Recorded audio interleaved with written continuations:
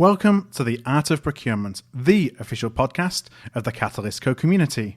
And our purpose is to enhance the impact of procurement by elevating the discussion one conversation at a time. Here at Art of Procurement, Catalysts come together every single week to share their challenges, ideas, successes, and perspectives on the business of procurement.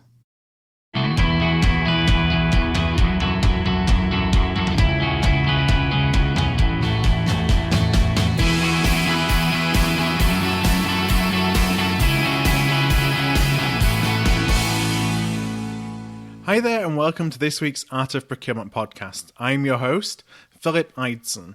And firstly, I want to thank you all for the responses to last week's pod. They're really helpful as we put the finishing touches on our 2019 planning here at Catalystco and at Art of Procurement. So we have 3 weeks left of 2018, at least from the podcast perspective.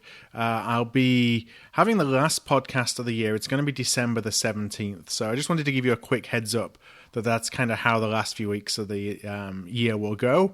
We'll have an interview for the next 3 shows and then wrap up on the 17th. Before I actually tell you about this week's guest, I do want to let you know that we have a special Cyber Monday offer for the team edition of our micro-learning program, the Catalystco platform.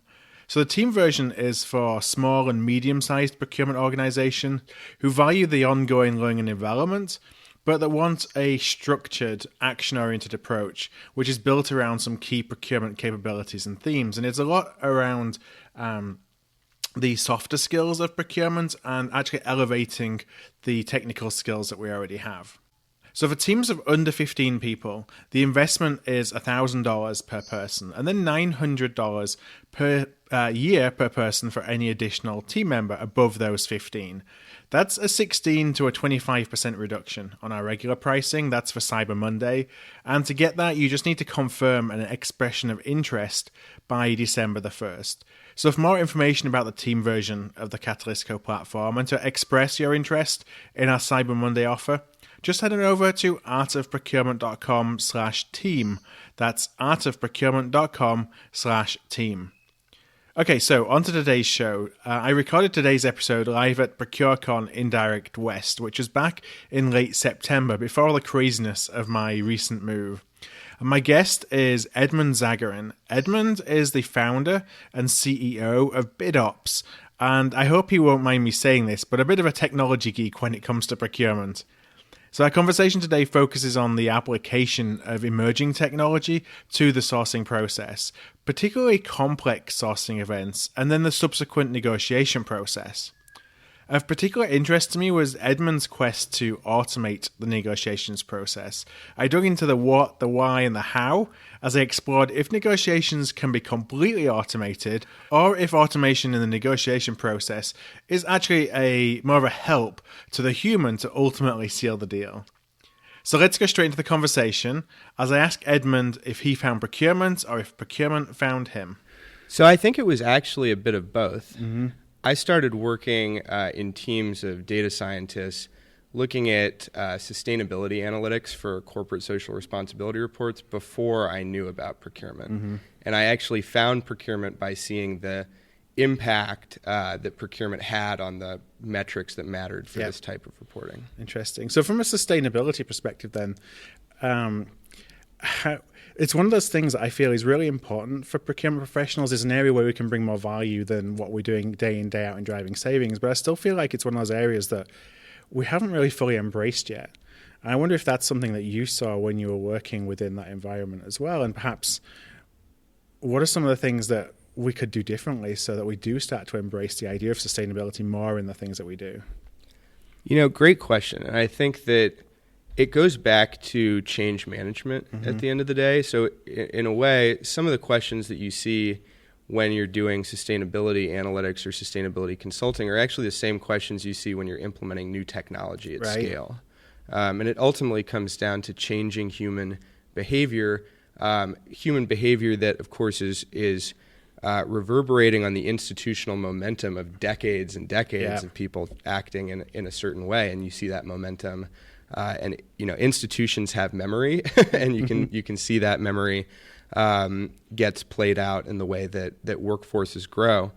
I think in terms of procurement, the thing that I saw and the reason why, part of the reason I was called and driven to launch BidOps is that time and time again, you'd see sustainability professionals who would help and work with procurement teams to craft really good specs or really good contracting language.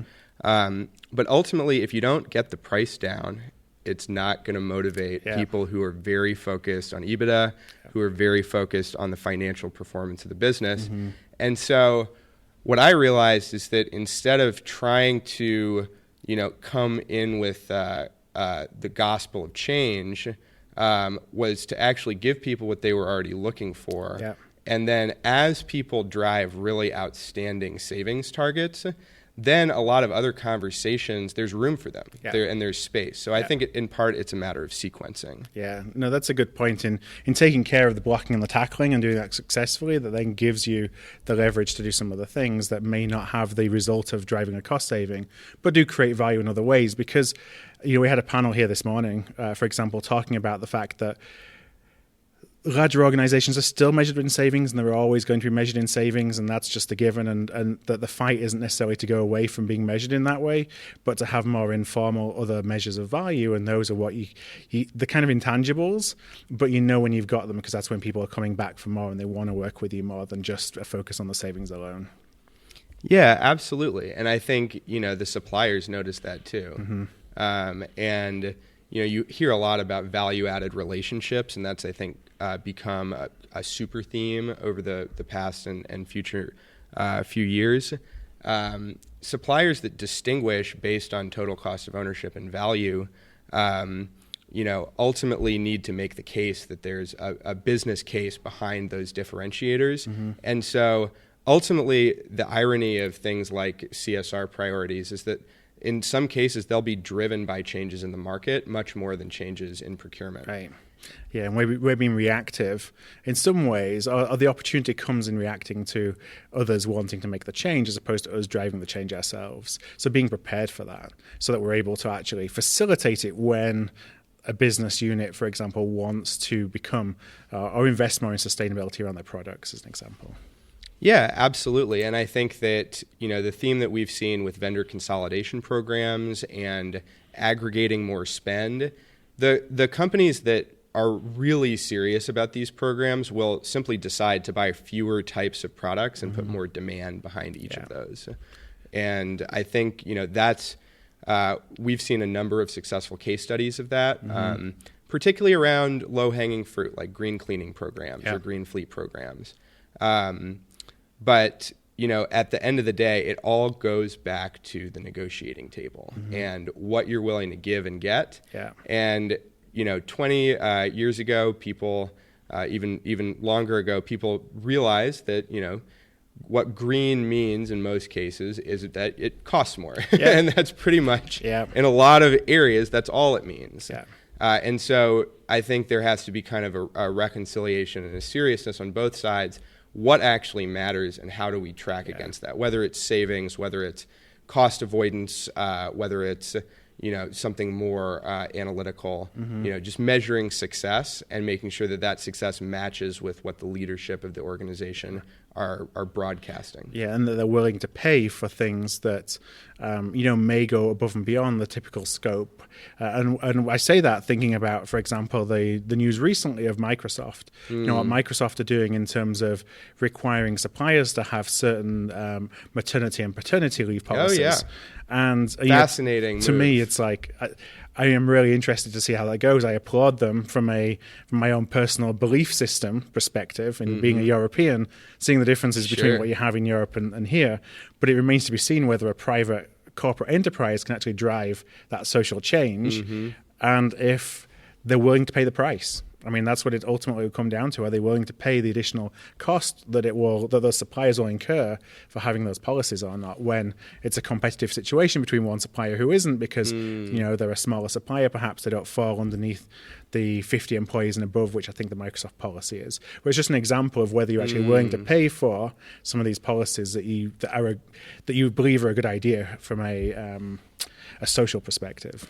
Well, and I think that, in my view, gets to the core question that procurement has right now, which is actually not how can we justify cost increases for more socially responsible behavior or socially responsible supply chains, but how can we aggregate our spend and effectively negotiate so that those supply chains and those suppliers are cheaper. Right. And what will be interesting to see is whether, Microsoft comes in and says, we want to do a capacity program. We want to extend you some credit. All of the things that a really good buying organization knows how to do, so that ultimately those suppliers become more market attractive to other companies. And that, I think, is that's really where a lot of the thinking behind sourcing optimization comes in, is that I think, in the old world, if you wanted something like a supply chain where all the suppliers offered paid leave, you had to pay more for it.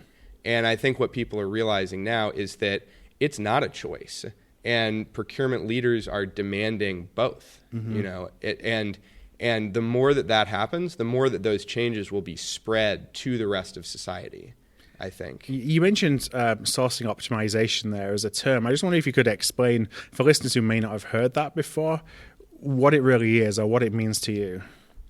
Yeah, absolutely. So I think, I think in procurement, especially in the wave of technology that we've seen over, the past 20 years, that, we have to stand on the shoulders of those who came before us. And I look at two companies, Trade Extensions and CombinedNet, as two companies that I've found very inspirational just in my own journey through procurement technology. And what you saw is that the way that people were making pivot tables back in the day, especially for multi-award contracts, was to say, okay, you have 10 sites or 20 sites, 20 plants, let's say, and you're awarding the same bid for the same unit of measure for the same input, raw materials, and which supplier should get which plant, given that many of them can bid on multiple plants and there will be overlap there, and where will that competition occur? And so you can treat that bid as a set of decisions that you move through linearly, or you can make the exponential step of treating it as a combinatorics problem and solving it.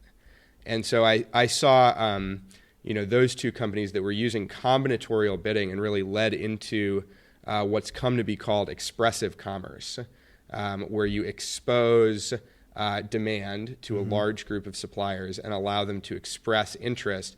And then you're able to get a sense of where driving competition produces really excellent outcomes. So those suppliers would be expressing interest in perhaps only one element of a bid package, and you're able to see which supplier to which suppliers is which elements of the bid attractive, or are they coming in and looking at it as a whole and bidding on the entirety of a big bid package?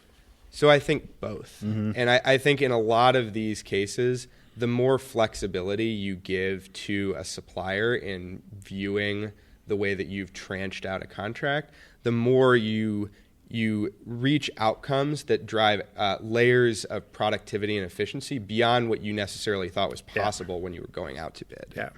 And so, we see some suppliers who are going to fill out a contract. They have two areas where they excel, but they want the whole thing, so they'll come in and fill out the contract. There are some others that specialize, really lean into their own competitive and comparative advantage in terms of their supply chains and where they've chosen to specialize. And I think what's interesting is that you had a conundrum for a long time where people said, how should we structure this? Should we bundle? Should we unbundle? Should we do it one at a time? And because there's process efficiency around getting a big group of line items and lots together, and you can run that cycle just so much faster. If you enable combinatorial sourcing optimization, you actually will get better results than if you ran them individually, just by aggregating that, because you get competition on the individual parts and the whole. Yeah, so you start to see who, I think back to very early in my career in automotive business, I was responsible for light bulbs. So nothing particularly exciting, but it was an interesting marketplace where you had 3 suppliers, essentially, that supplied the whole world with automotive lamps. And certain ones of those, one of the suppliers would have capacity on one line, another one would have capacity on another line, another one may have just had a big capital investment in a particular bulb somewhere else. So they all had very different reasons for wanting to be competitive on one bulb versus another, and not on the others. And so what we would, before I really started to get involved in this, what we do is we just put it all out to bid. We'd say, okay, I'll give you a third, I'll give you a third, and I'll give you a third, and kind of go on your way.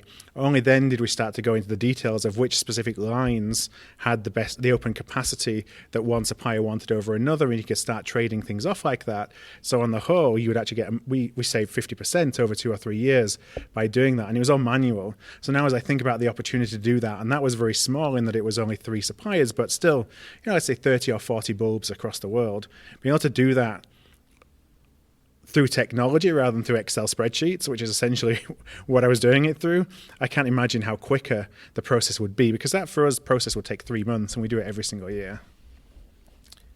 Absolutely. And I think that you see that in a lot of markets where you have, you've been doing business with the same 3 suppliers, you know them by name, you've met them, you have personal relationships with many of them. And what happens if there's some price that you pay added for an incumbent relationship, a relationship that's based on that trust, over time, the price gets a little bit higher and a little bit higher. And it's kind of like that old expression with the frog in the pot, where if you throw a frog into a really hot pot, then the frog jumps out and says, "Hell, no." But if you put it in there and slowly heat it up, then eventually the frog will boil. And a lot of supply chains have had their frog in a pot for quite some time, as far as cost goes, and particularly in industries that are can be quasi-monopolistic or have kind of internal cartels where all the quantities are known. Companies that just by running a bid, just by getting a competitive solicitation that brings in a couple new players, they might wind up with the same suppliers that they had before, but it will be at a dramatically lower cost. And in some cases, they'll bring in a new supplier just for one small part, and it's kind of like what you were saying. You're creating risk for the suppliers to increase their costs. You're imposing a potential liability on. You're trying to build more of a competitive marketplace. I mean, that's what I found that we were doing, is we're actually trying to create competition in the marketplace, which then would increase our leverage. Buying something which was a leverage-based product, you can't do that for everything, of course. And that's actually kind of the follow-up, is when you think of, there's an awful lot of categories you can apply this to. I'm thinking logistics as well as a particular area where you have so many different lanes, permutations. It's so difficult to do that manually. It takes months and months and so much brain power if you're going to do it just through the human touch and Excel alone. But you run the risk as well of doing this in areas where the relationship is important. So are you actually just driving out the cost? You're also driving out the relationship. I wonder if you see kind of how you can balance those two things off on each other. Well, I mean, first thing I'd say for logistics specifically is, if you want to look at a company that's done amazing work in that space, I'd point to Kielvar. They have really figured out the electronic reverse auction for logistics and commoditized it almost in such a way, made it so easy for people to put it together. So I just tip of the hat to them, a great team with great product. And I think that the more what you're seeing in the market is that, particularly we have a lot of customers for whom tariffs is an issue. And so being able to negotiate your Incoterms and seeing that as part of the bid, that's a tremendous leverage point, because you don't want to go ahead and cut off your nose to spite your face as far as cost savings go, and then see what the shipping bill looks like on the back end. And you would often not see that so I know that I wouldn't see that again when I was in automotive, particularly because you're looking at it apples to apples, product to product, but you're not taking into effect, shipping, taxes, tariffs, all of those things. Though somebody else on the back end is seeing that, you never actually get to see it, so you don't know the downstream impact of one decision versus another, and it completely changes what the right decision may be. Well, and I think that's kind of where you get to, the question, can't we do it in an Excel sheet? We're good at it. We've always done it this way. Why not?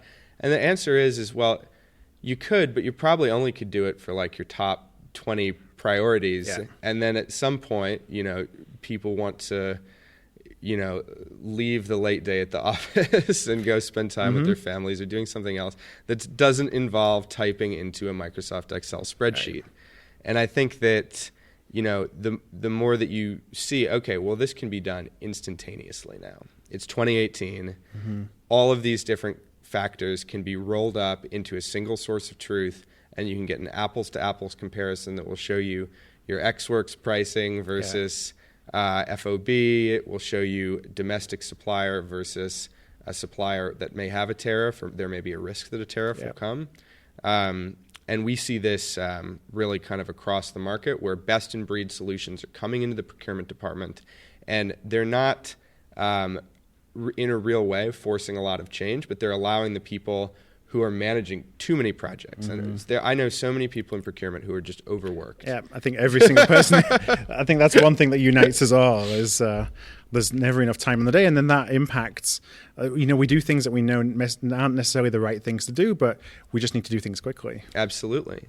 And you want to talk about the real barrier in a lot of cases to implementing new technology or sustainability issues.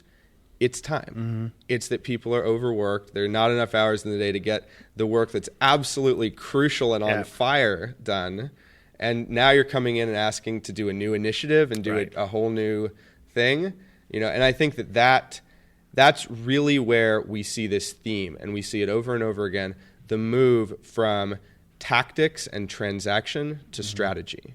And kind of lifting out of the workflow, the block and tackle, to see, hey, if I take a small amount of time to try something new, I might never have to look at this in an Excel worksheet again. And that's a great feeling. So you mentioned about, different best of breed companies now coming into the procurement space. And it's for sure, I have a lot of conversations where I feel there's a lot more investment in procurement technology now than there's ever been before. It's an area that perhaps was ripe for additional investment. And now there's, a lot of big companies interested in our space. I wonder, what kind of technologies do you see that are actually, now this is a bit of a cliche word, but game-changing, because I think of technology and procurement so far, and while it's gotten better and it's gotten more user-friendly, it's still always been pretty much to make existing processes more efficient. It's not been to actually change the game of what we do. Sure. So I wonder if there's some things that you're keeping an eye on that are actually, could be transformative for the value prop of a procurement professional over and above, it's going to save me a little bit more time so I can put out a few more fires. So, and I love the way that you framed that too, because I think that a lot of solutions out there have taken a manual process and put it on the internet or put it in the cloud or, and done a great job doing it. But it's an efficiency play. Exactly. And I think, the next wave of procurement technology is going to take some insights which, people who are expert consultants who work at, A.T. Kearney or McKinsey or Accenture, or Deloitte or any of the others would use manually, or they'd bring their army of analysts and have them cut up the spend and find savings. But that actually can be done, and the process of categorizing and defining opportunities can already be automated. And I think what's interesting, look at a company like Supplari or a company like Levidata. Those are two companies that have picked areas within the procurement stack and like spend analysis. Spend analysis is something where there are a lot of platforms that will help you do the spend analysis, but you still have to do it. And the next wave of procurement technology I see is really allowing you to do it a couple times, but what you're really doing is teaching the machine how to do most of the work, and then for you to be able to confirm the final steps. Yeah, and you're looking at the 2 or 3% every month that don't conform to the learning that the machine has already done because it's familiar with your spend, familiar with spends that are like yours in similar industries to you. Exactly. So it makes it a lot less of a lot less human element that goes into it, and then ultimately more accurate data. And so in the case, for example, of Supplari, you see programmatic identification of savings and compliance opportunities. And you see that flagging invoices, flagging purchase orders. Well, I mean, in terms of the way that consulting and procurement has worked over the past, many decades, it's always been, well, there's so much opportunity to find a few invoices that just have an extra zero or so in them. That's actually has been a really good business to be in. Mm-hmm. And I think what you're going to see is that those consultancies will have to figure out how their business models will change in light of the fact that you can buy today a continuous audit that will go through your invoices and purchase orders. It's just always running. And it's always running. So you don't need, and you can think about the money that would have gone to an army of people who are quite highly compensated. Yeah. Because they find errors. Yes, exactly. What's interesting to me around that too is the idea of that then builds a culture of compliance. So where suppliers may have felt they could get away with things in the past or not be, that they're not standing up to the accuracy of their invoices all the time, especially when you're in high volume buys, that would get through the cracks. Well, now if there's a culture of compliance because there's going to be somebody always watching, then they've got to be more careful. And so you might not actually find the errors so much because there's actually the accuracy is higher in the first place. It increases kind of the quality. I was thinking this morning about why procurement in its digital transformation, why people often describe it as falling behind. Mm-hmm. And I was shaving in the mirror, and there's like one little spot on my face that I always miss. And I now remembered it enough times that I go back and get it.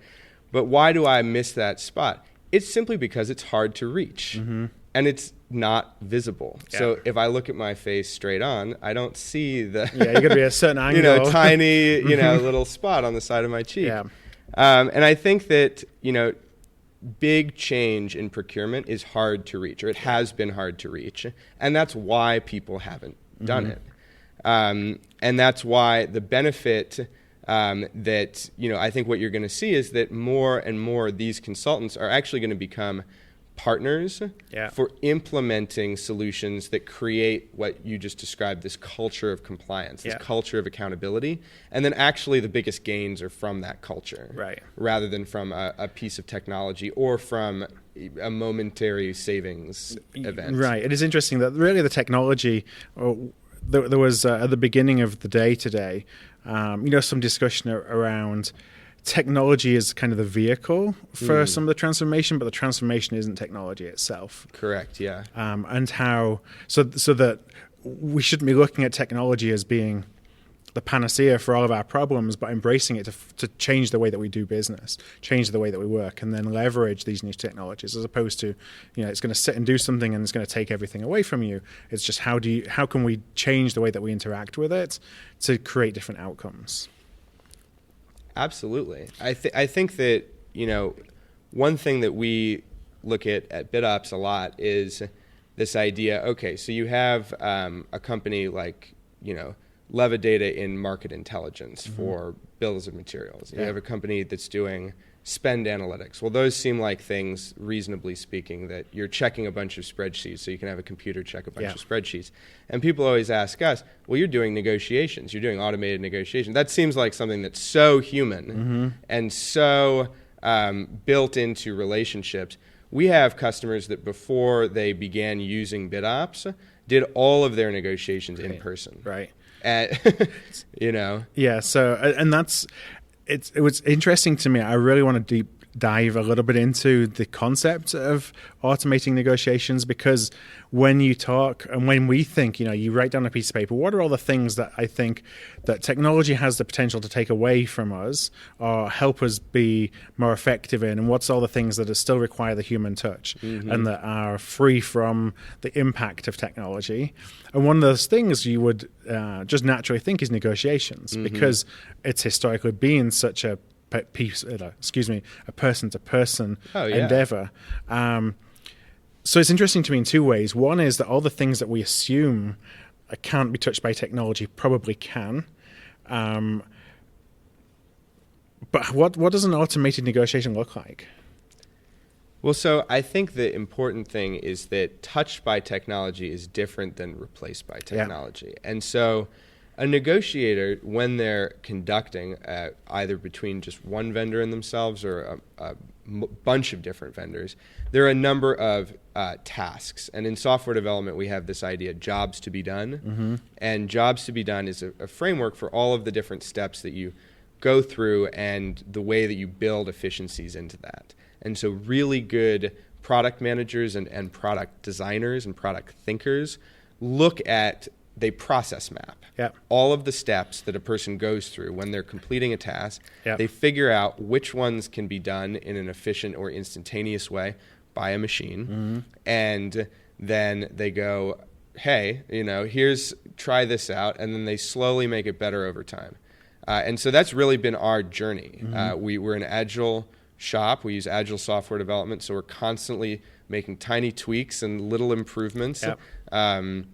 The tariff feature is a relatively new feature. It's very relevant right now. Very relevant right now. Yep. But it was something where we thought, saw it could add a lot of value, and so popped it in. So you take a negotiation, and then you break that negotiation down into a process, mm-hmm. and then say, okay, which are the steps that technology can handle, and then how can we present the information from technology handling that part of the negotiation in a way that gives the buyer what they want to be more effective? Is that essentially how you're approaching it? So absolutely, except the thing that I think is important is that our software will actually execute the negotiation. Mm-hmm. So you can specify the parameters, you can define what success looks like. That can be on a savings basis as well as a performance, quality, many different factors. And then BidOps will request pricing and answers to RFI-style pre-qualification questions mm-hmm. from a group of vendors or an individual vendor, and will continue communicating with that vendor until a awarded outcome has been reached. So if you think about that from a more of a commoditized product. So a commoditized product, you don't necessarily know, how low you can get the price. Let's assume that the only thing that's important is price. And so you use a typical reverse auction, and that's a way for you to get an idea of where the floor is in a market. As you're going through this process, you're doing an automated negotiation. I feel it'd be difficult to give up the control of saying, yes, that's enough. When they may have reached that floor, but actually there's more to give. I wonder how you kind of encourage people either that there's a solution to that, or the change management that says that allows them to have trust in the platform to get the optimal result. So that's a really terrific point to hit on, because I think what we see actually is that the process of designing a negotiation is very different than the process of simply hammering a supplier to get a lower price. Mm-hmm. So what we've found is that transparency in the process will not only lead to a better outcome for the procuring entity, it actually leads to a better outcome for the vendors. Mm-hmm. So we've had instances where we've seen a bid where vendors really needed to lock in their supply chain capacity, and they needed to have some predictability and stability. And so the buyer, by delaying, using an older process that involved Excel spreadsheets and email, was actually adding substantial costs, not because the supplier wanted to upcharge them, but mm-hmm. because there literally was a cost to waiting. Yes, cost of doing business. Cost of doing business. And so you're building the risk of doing business into that price of the product. Yeah. So time to market and time to get a negotiation started is huge. To start a negotiation on BidOps takes a matter of minutes and seconds, not mm-hmm. hours and days. And, in terms of designing that negotiation, you let the suppliers know how many rounds of negotiation will be taking place. Yeah. So it's not an ad infinitum hammering process. You let them know, here are your opportunities. And that also has the effect of meaning that instead of what you see in reverse auctions, which is a minimum decrement bidding strategy. So if you created a robot to be a vendor, mm-hmm. Your optimal bidding strategy in any reverse auction would be to bid the minimum decrement down and to essentially run out the clock. Yeah. And that's not really that great because it can take a long time. A, you can have some bid sniping issues. B, and C is that you're ultimately not introducing predictability for the supplier. So it's a one-sided process. Yeah. what you see in a really good negotiation, and I want to mention this because I think this goes back into, you asked the question, what is an automated negotiation? Well, we sat down with a group of experts across the industry and said, okay, for best practice negotiators, what does a good negotiation look like? And we came up from doing hundreds of interviews with 6 attributes that all really good negotiations have. One, they have a high dollar value of winning the business. So you've aggregated some spend beforehand. You've actually made it attractive as a proposition to be a business partner. 2, you have enabled competition by tracking optimal participation. So I mentioned earlier getting a new vendor to be involved in a negotiation can actually really change the outcome. If you're whatever the initiative is, a change management initiative, a sustainability initiative, get a little competition in there. Get a couple new vendors. Now, I just want to ask on that. So when you're bringing in new suppliers or potential suppliers into a bid scenario, how much validation is there beforehand, or how much validation do you recommend beforehand that they're actually fit for purpose, that you would be awarding them the business, if that was the outcome of the bid? So it's possible to do it both ways. So it's kind of how the user is using it at that point, and how what the standard operating procedure at the customer is. But in terms of what I would recommend, it's always somebody you're going to give the business, or that we're willing to give the business to. Yes. So don't run a supplier around a merry-go-round if you're not going to let them actually get on the ride.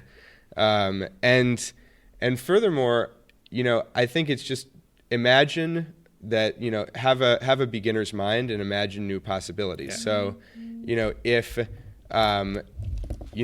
you have the opportunity to onboard a supplier really fast, figure out what information you actually need to collect them and put pressure to make a decision by having a clear timeline in your project.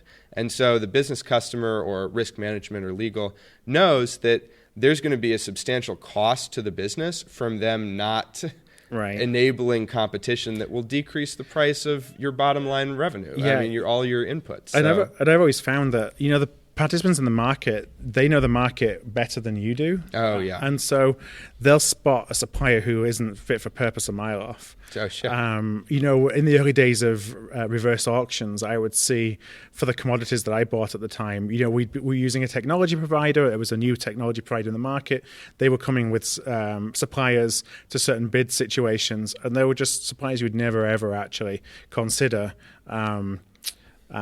awarding the business to. And as a result, we actually had scenarios where, it was kind of a monopoly situation, and all of a sudden this new player arrives from nowhere in the middle of the Dominican Republic, which was like a real example that I had for one of the commodities that I took responsibility for once. And, you look back at what happened in the bid, how come we're paying more money? Well, the supplier knew that they had all the leverage because you're bringing in people who couldn't supply.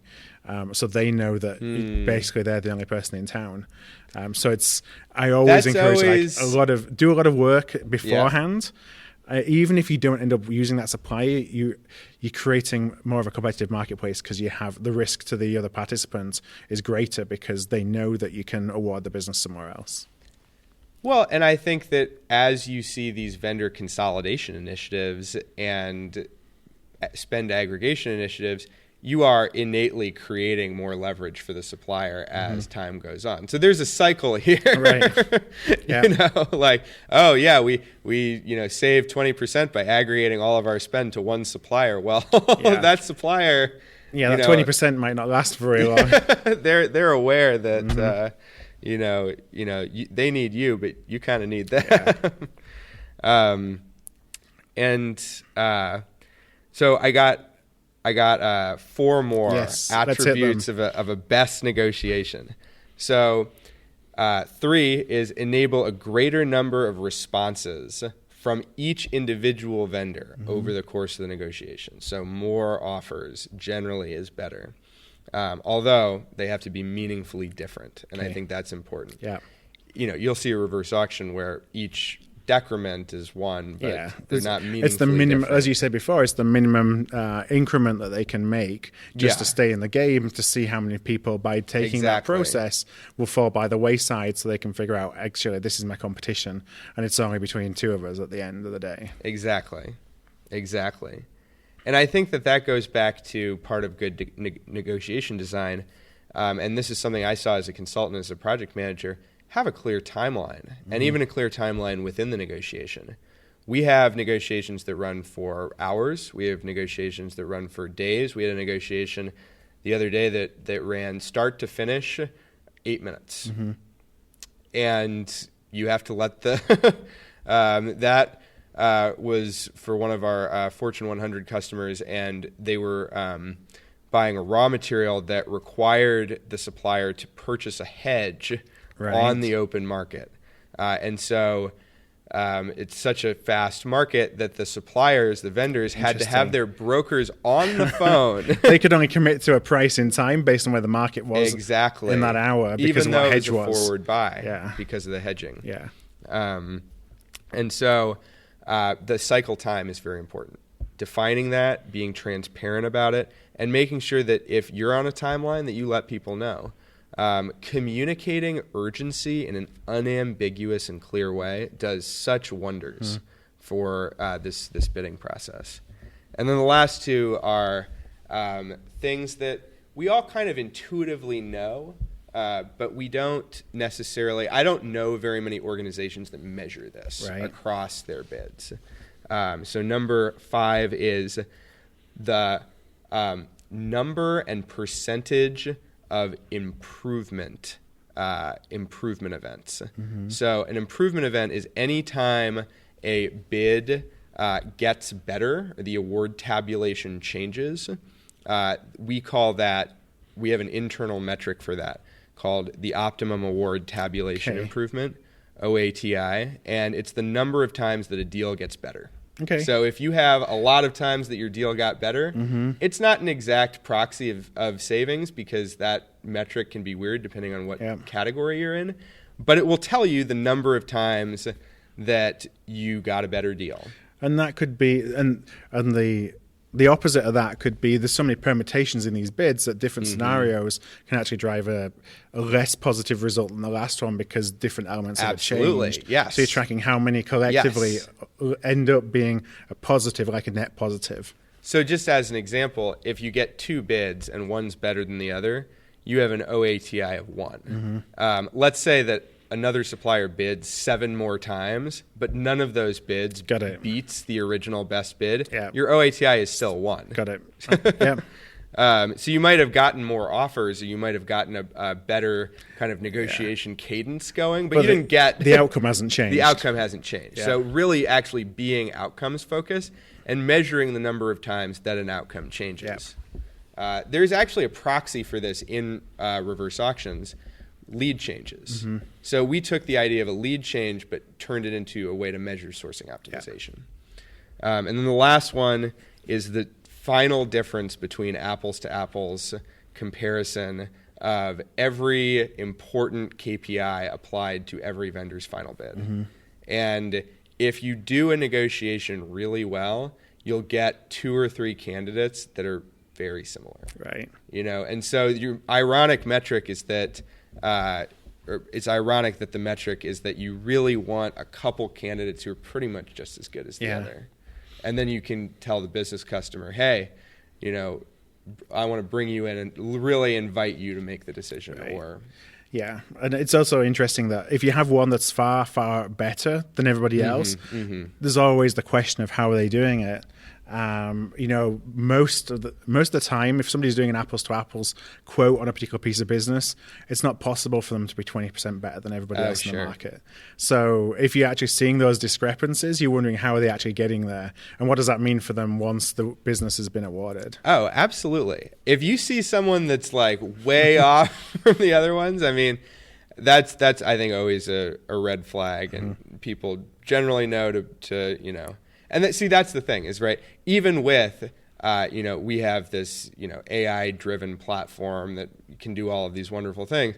But our customers will still pick up the phone to that vendor who gave the 20% off and say, hey, walk me through this. Yeah. Is this real? Yeah. Is this real? Where's this coming from? Yeah. And so you're always going to have the procurement manager, the analyst, the bid manager in that scenario, who's still going to be augmenting the technology. They're just not spending their time making pivot tables. They're spending their time watching their dashboard, tracking progress, and when they need to pick up the phone, to pick up the phone. Now, if we go, and I know it's about time that I got to wrap up, and also I want to make sure that we wrap up before we get kicked out of the room for sure. that we're in here at ProcureCon.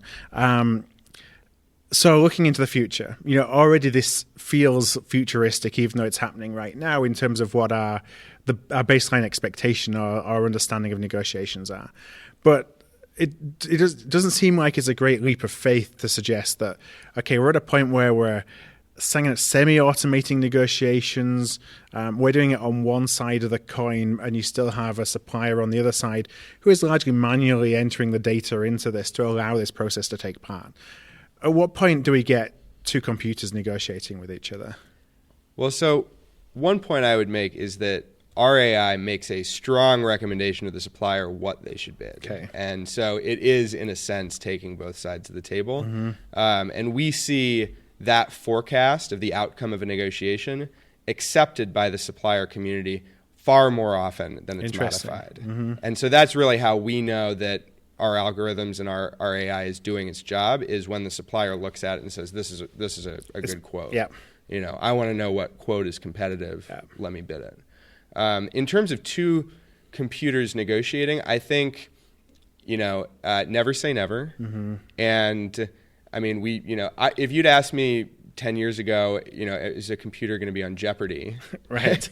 I probably would have said no. When I was in high school and college, I was on the debate team. And recently, IBM had a computer called Project Debater, which is now able to conduct oral arguments. To me, those types of advancements are astonishing and even slightly scary. And I work in artificial intelligence, and I, have there's kind of a chill factor, to some extent.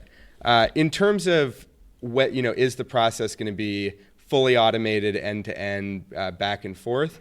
The place I would urge your listeners to look, and just as a thought experiment, is to look at what has happened with AdWords and the bidding for words in online advertising. So that was something that was procured by phone to place a bid, to own a particular word, to show a banner ad to a user on a web page.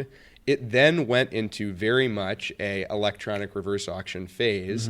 And today, many of those auctions that run in the space of a millisecond as a web page is loading on your screen to determine which banner ads will show, right? Those are automated. Yeah. And so if I was to, pose perhaps a model for how enterprise procurement might evolve, I would suggest looking at digital advertising and the way that bidding processes and bidding markets in that area have moved forward. Yeah. I don't think we're there in the next 5, even maybe 10 years in enterprise procurement. Yeah. The human element, and honestly, the resurgent importance to the business, to EBITDA, to the interests now of boards and investors in looking at a company's procurement and seeing how those decisions get made. I think that is the theme that you're seeing now. And procurement in a lot of procurement shops is a longer way to go before we're talking about any of that. But I could see kind of in tail spend, maybe that there's use cases once the technology is able to run some of your tail spend through scenarios like that, assuming that at that point we have tail spend and it's not all bought through a catalog, for example, that's gone through one single service provider. So who knows what that's going to look like in the next 5 or 10 years. But the idea of AdWords is fascinating because every single time you type something into a search bar in your search engine, you're creating a marketplace. Yep. Essentially, and there's parameters. An instantaneous, machine-driven marketplace where different customers that want to get something in front of your eyes are bidding against each other to do it. And it happens so fast, we don't see it, we don't notice it. But as a buyer of those ads, you've told the search engine, these are the parameters within which I'm willing to spend money. Exactly. And so it takes all those permutations of the 10,000 other people who want to be ranking or who want to have their ads rendered for that search term, it's taking all that into effect in that millisecond to decide this is the one that I'm going to place at this price. It's not even a set price. It's, the price changes second by second. Well, and I think just to kind of bring it back to where we started, if you have a culture where you have parameters and you measure success and you know what it looks like to win, then you have all of the component parts to, as that technology becomes available, to get a huge amount of value by plugging in something that you're already culturally attuned to. Yeah. If you don't know what success looks like and you're trying to figure out your parameters and you don't measure a lot of metrics across your interactions with vendors or the way that your business customers are spending, all of that other stuff becomes a lot harder. Right. So I think it ultimately, procurement technology will follow business needs.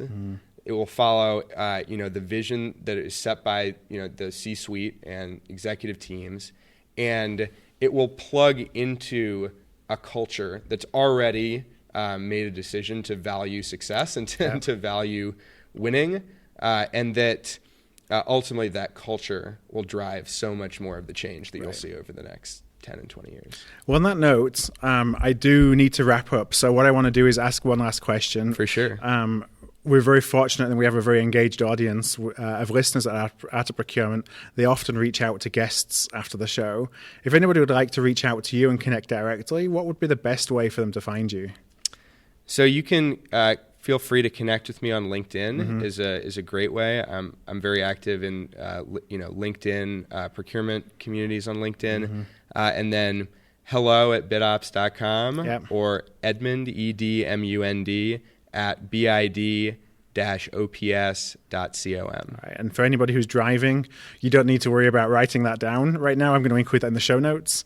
So all the contact details for Edmund will be at artofprocurement.com/bidops. That's artofprocurement.com/bidops. So thank you for joining me. It's been a pleasure. Thank you, Philip. It's an honor to be a guest on your show. Thank you. Thank you for listening to another episode of The Art of Procurement. To find an archive of all past episodes, you can go to artofprocurement.com/episodes. And to ensure you never miss another show, go to artofprocurement.com/subscribe.